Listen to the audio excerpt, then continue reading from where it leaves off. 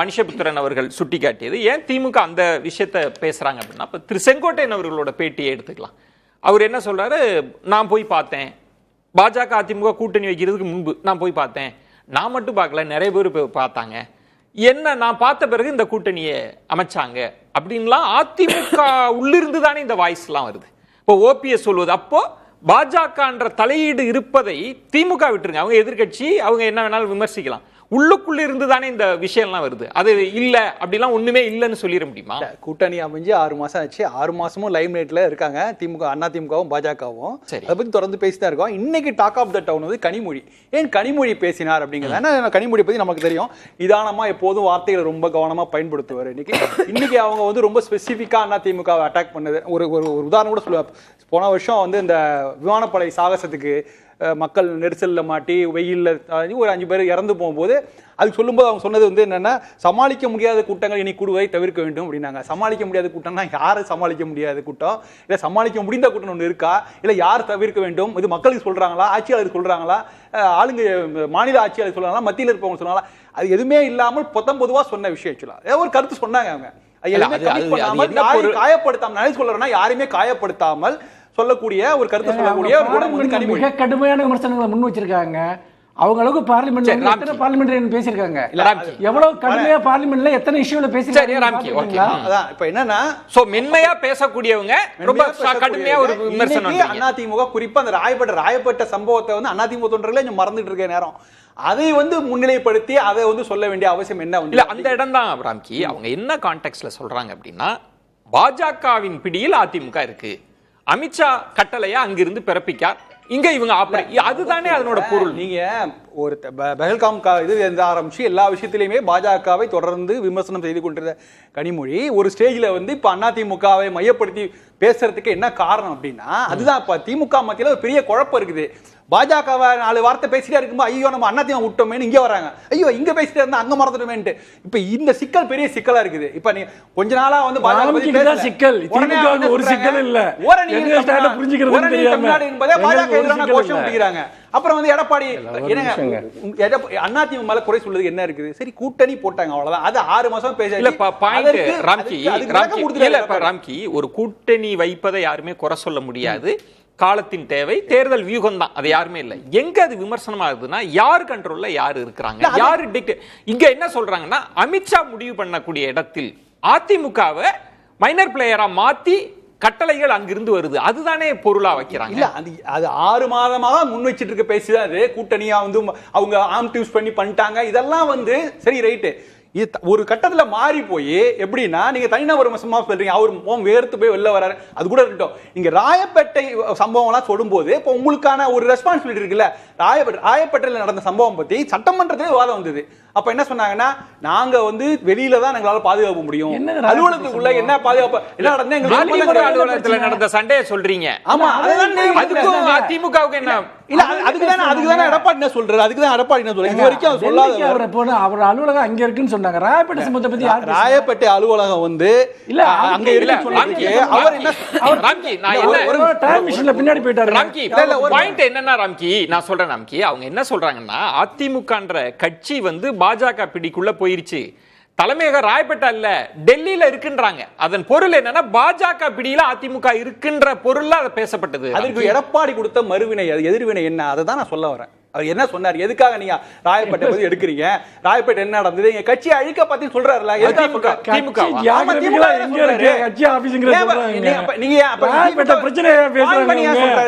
ஏன் பாயிண்ட் பண்ணி சொல்ல வேண்டியது?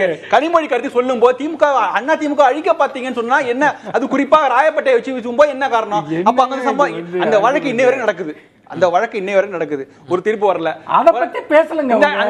இல்ல அத பத்தி தான் அவர் எடப்பாடி புரிஞ்சுட்டு வச்சு தான் சொல்றேன். சொல்றாருன்னா சார் ராம்கி, அவர் என்ன சொல்றாருன்னா, நீங்க தான் எங்க கட்சியை அழிக்க பாத்தீங்க அப்படின்னு ஓபிஎஸ்ஐயும் சேர்த்துதான் அது பொருள்பட. ஆனா அவங்க வச்ச விமர்சனம்ன்றது அமித்ஷாவை மையப்படுத்திய விமர்சனம் இல்ல நீங்க கனிமொழி அவர்கள் இல்ல, பேச்சு உங்க கனிமொழியோட ஆபீஸ் பேச்சுக்கு இங்க இருக்கு, நீங்க எடப்பாடி அவர்கள் பதில் டெல்லிக்கு கொடுத்தது போறீங்க, என்னன்னா அதிமுக பிளக்க எவ்வளவோ செய்தி செய்து பார்த்தார்கள், எதுவும் நடக்கவில்லை. அதிமுக அலுவலகத்தை நொறுக்க பார்த்தார்கள், அதுவும் நடக்கவில்லை என்று யார சொல்றார் எடப்பாடி? இபிஎஸோட பதிலுங்க அது. ஆனா அவங்களோட விமர்சனம்ன்றது வேறன்ற நான் இல்ல அது யார சொல்றாரு? நொறுக்கப்பாத அலுவலகத்தை நொறுக்கப்பாத OPS தானே சார். அது ஏன் அது கனிமொழி கான்டெக்ஸ்ட் சொல்ல வேண்டியிருக்குங்கற அது அவங்க கேளுங்க. அது EPS அதெல்லாம் அப்ப நம்ம தான் டீகோட் பண்ணோம். எடப்பாடி நீங்க பழனிசாமி கேளுங்க. ராயப்பேட்டை நடந்த சம்பவத்துக்கு யார் நடந்தாங்க, இன்னும் என்ன நடந்தாங்க பத்தின ஒரு கிளாரிட்டியே கொடுக்க முடியாது. இந்த அரசை நோக்கி தானே அவர் கேள்வி எழுப்புறாரு. அரசு இது சட்டமன்றத்திலும் விவாதம் வந்தது. அப்ப விவாதம் வந்து என்ன சொன்னாங்க? அவங்க கட்சிக்குள்ள உள்ள அடிச்சுக்கிட்டாங்க. இதுல என்னன்னா இப்ப அது அவங்களோட இன்டர்னல் மேட்ரு. இப்ப பிரச்சனை வந்து ராயப்பேட்டையில இருக்கிற கட்சி அலுவலகம் யாருக்கு சொந்தமானதுன்றது மேட்ரு இல்ல, அது டிபேட்டே இல்ல. கனிமொழி வந்து நான் அதனாலதான் கேக்குறோம். எங்க அலுவலகத்தை ஏற்கனவே நீங்க அடுத்து நொறுக்க பாத்தீங்க, உங்களுக்கு அது மாதிரி நீங்க சொல்றீங்க.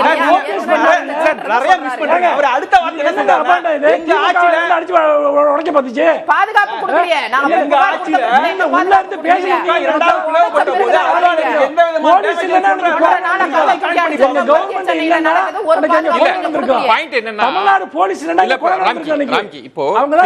இப்ப திமுக கூட்டணி கட்சி அனைத்து தலைவர்களுமே சொல்வது வந்து பாஜக பிடியில அதிமுக கட்சி வந்து போயிடுச்சு சொல்லிடுவோம். இல்ல இப்ப என்னன்னா திமுக இரண்டாக பிளந்த போது கூட, பிரிவா இருந்த போது கூட அறிவாலயத்தை எங்க அம்மா ஆட்சி காப்பாற்றினது அப்படின்னு சொல்ல வர்றாங்க. இதெல்லாம் நீங்க கனெக்ட் பண்ணி தானே பார்க்கணும். அதற்கு நடக்கலையே. திமுக ஆட்சியில் எதிர்க்கட்சி அலுவலகம் தாக்கப்பட்டது. தினகரன் எரிப்பு சார், தினகரன் பத்திரிகை சொந்த சகோதரனை எரிச்சாரு. தினகரன் பத்திரிகை ஒண்ணு போதும், தினகரன் பத்திரிகை ஒண்ணு போதும், சொந்த சகோதரனை எரிச்சாரு. 7 பஸ் எரிக்கப்பட்டது. ராம்கி என்ன பொருள்? நீங்க மாணவர்களை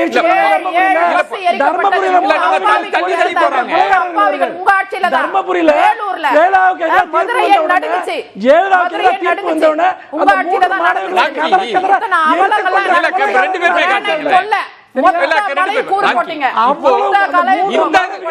பேருமே காட்டுறாங்க.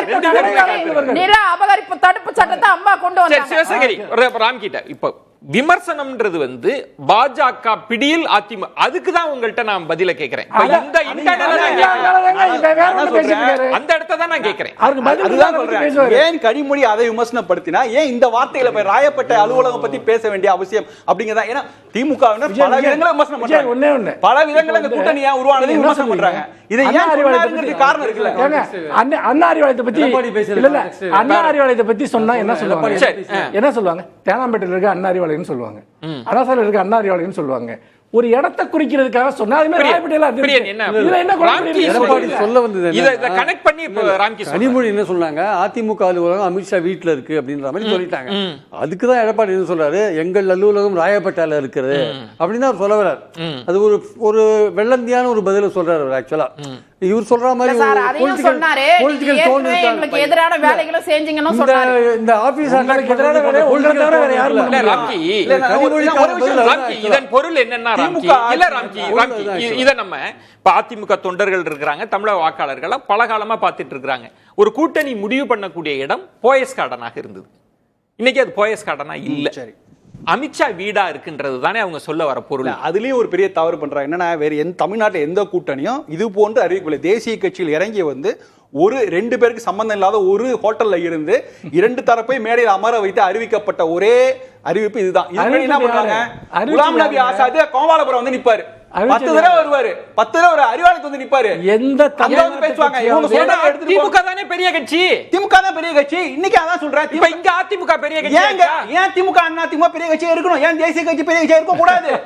ஏன் அவங்க பெரிய கட்சியா இருக்கணும்? ஏன் இவங்க இருக்க கூடாது? ஏங்க 2 பேரும் இல்ல கூட்டணி இதுதான் பாயிண்ட்.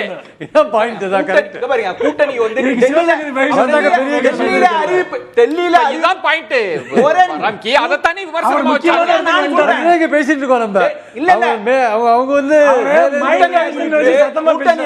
டெல்லியில் அறிவிக்கப்பட்டாலும் தவறு, அமித்ஷா வீட்டில் அறிவிக்கப்பட்டாலும் தவறு,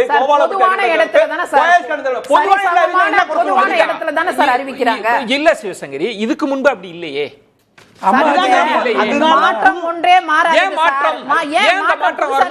ஒரு பொதுவான இடத்துல இருந்து சரி நான் இப்படி கேக்குறேன் சிவசங்கரி, இல்ல நீங்க சொல்லுங்க. நீங்க கமலாலயத்துல போய் அறிவிக்கல, கமலாலயத்தை போய் அறிவிச்சிருந்தா தப்புன்னு சொல்லலாம். அண்ணா திராவிட முன்னேற்ற கழகத்துல இருந்து அந்த அலுவலகத்துல இருந்து பண்ணியிருந்தா ஒரு பொதுவான இடத்துல எல்லா கட்சியும் இணைஞ்சு வைக்கணும்ன்ற ஒரு எண்ணத்துல தானே சார் என்டிஏ கூட்டணியில எத்தனை பேர் இருக்காங்க, அத்தனை பேரையும் ஒருங்கிணைஞ்சு செய்யணும் இல்லையா?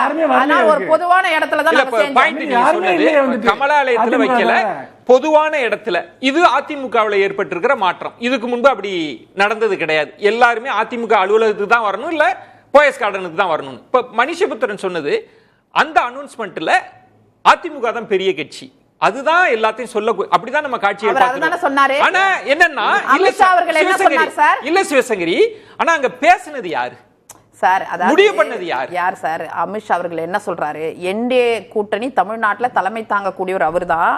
உட்கட்சி பிரச்சனைகள்ல நாங்க தலையிட மாட்டோம். இதுக்கு மேல விளக்கமா என்ன சொல்லணும் நீங்க எதிர்பார்க்கறீங்க?